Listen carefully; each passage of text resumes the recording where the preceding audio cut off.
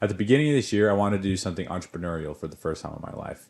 My YouTube algorithm also figured that out and has sent me a relentless onslaught of videos about get quick rich schemes, side hustles, SaaS companies, everything. Never before had an extra $1,000 seemed so attainable. All of those things just seemed like it was easy to make money. So I decided to finally jump on that. I spent hours researching which little side hustle I was going to do, and I came up with with the Etsy store. And I decided to jump on to this new side project with all of the knowledge I gained from all of these videos and see what happens. So let's break down how that went. To start out, we got to talk about my weapons of choice. The first one was Etsy. Etsy is an enormous marketplace where you can sell as many creative things as you want. You could do phone cases, stickers, all sorts of stuff. I decided to choose that one because it's an enormous marketplace where people make a ton of money. And I also realized it was going to be extremely competitive unless you niche down. So I decided to start using an analytical tool called Everbee. Everbee was pretty nice. I mean, you could go onto Etsy, you could view different postings and see how many sales people were getting off of this posting.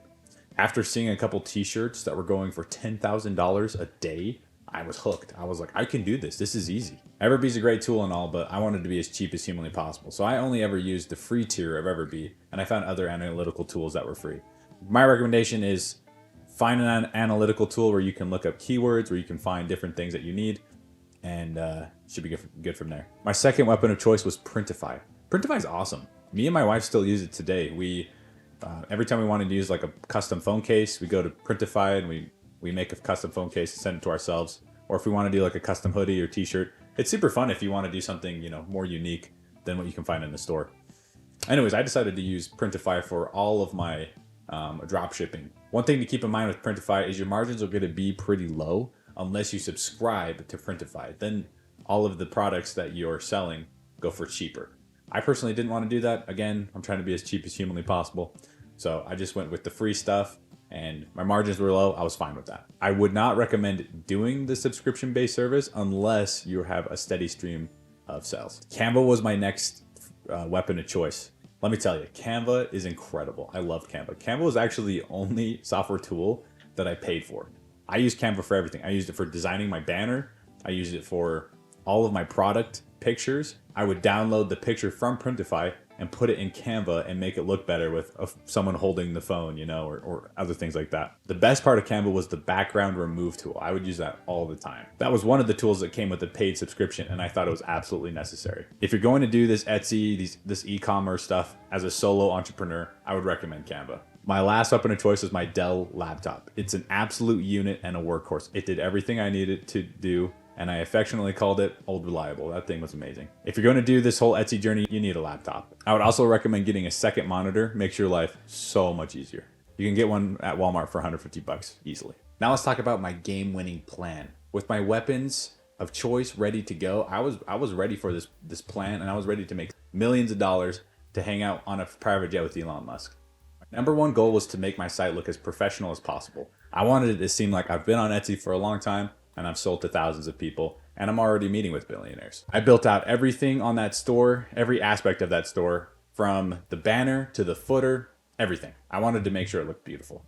The next thing I needed to do was have a banger of a product line. I wanted to make sure that I had 20 products on that first page so it looked like I was already in the biz. After I had the first 20 products, I would just put a new product in every week or remove old ones that didn't look as good as the new ones that I was putting in, which is going to happen. The more that you do this, the more that you add products to your store, the better looking they're going to be because you yourself are gaining the skills to make it look better. Next thing I was going to do was make sure to look at analytics weekly, daily mostly.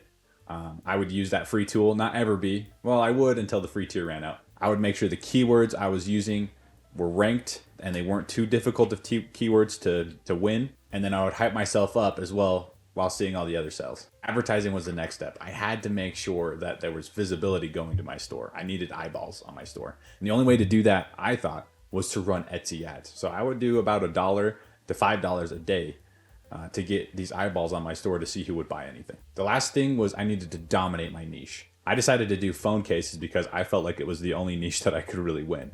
Like if you go onto Etsy and type in t-shirts, you're going to see millions of results. Same with hoodies, long sleeve shirts, millions of results. If you type in phone cases, at least last time I did this, which was the beginning of this year, there was only between 50 and 80,000.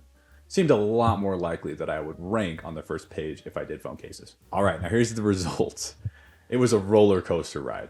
Within the first 2 weeks, I had someone buy one of my phone cases. I had my first sale, and I thought, I'm already on my way. My anticipated sales never actually happened.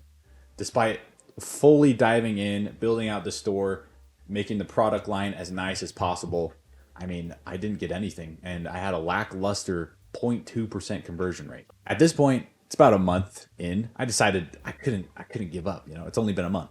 So I decided to pivot and start selling AI stickers.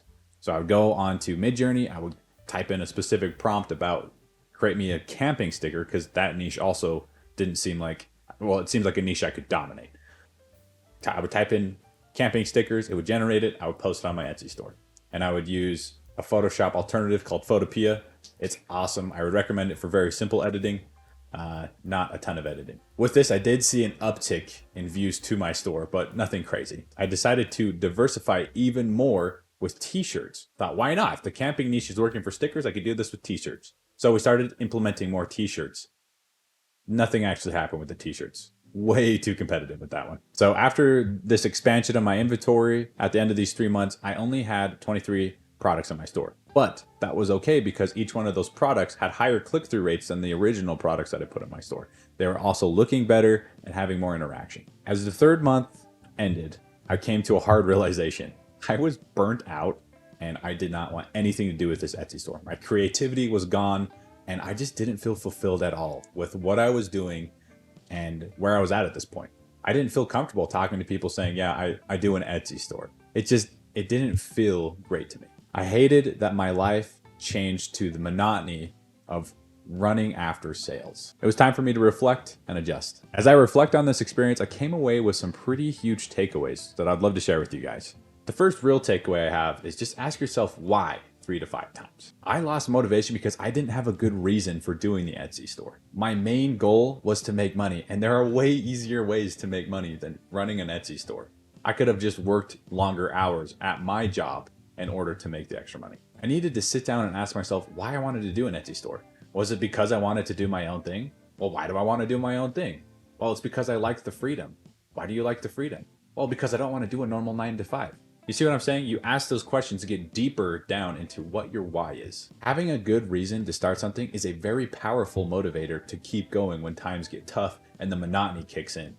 If you know what your why is and you can go back to it multiple times, it's way easier to be motivated for that specific project or entrepreneurship journey that you're going on. Another huge takeaway is have a list of values that make you feel fulfilled. If you want to come home and feel amazing about the day's work that you did, solve real world problems that make a difference. If you can connect your business efforts to a strong value of yours and solve a problem that makes a difference, you have a recipe for success. This is a huge one. The more that you can feel fulfilled at your work, the more you're going to want to work. The last takeaway I want to talk about is meaning beyond money. I recently read an article about how Shaq got so wealthy outside of his NBA career, and it's very interesting. In the article, he stated how he used to invest in things he thought were good investments. For instance, they had a high ROI, or they just seemed like really good investments. He would focus only on the numbers, and if they worked out, he would invest. He actually lost money doing this. He started asking himself, is this investment going to benefit the world? Is it going to help people? And if it is, he invests. It's a very valuable question to ask ourselves as well.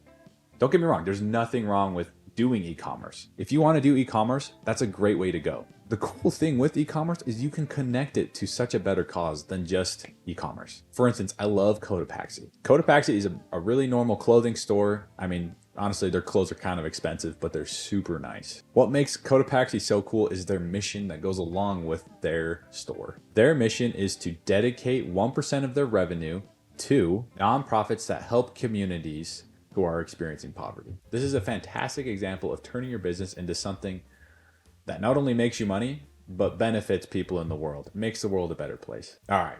With all that, here's my conclusion for you guys. I learned a lot. I learned I don't like commerce, personally. While my Etsy journey wasn't super great for me personally as an entrepreneur, It taught me that success in business isn't just about the revenue that you can generate, although that is super nice. If you can make a lot of money as an entrepreneur, heck yeah, that's awesome. It's more about the value you can create in the world and your why behind that. Thank you so much for watching this. I appreciate it so much. If you've watched this far, you are the best. You are awesome. I talk more about product management, technology, business, side hustles, entrepreneurship, all the good stuff. That's what I'm passionate about. That's what I like to talk about. So I mean, subscribe, like the video if you want to see more of that. Anyways, peace out. Thanks again. Now let's talk about my game-winning plan, my strategy that I used to make exactly one sale. Anyways.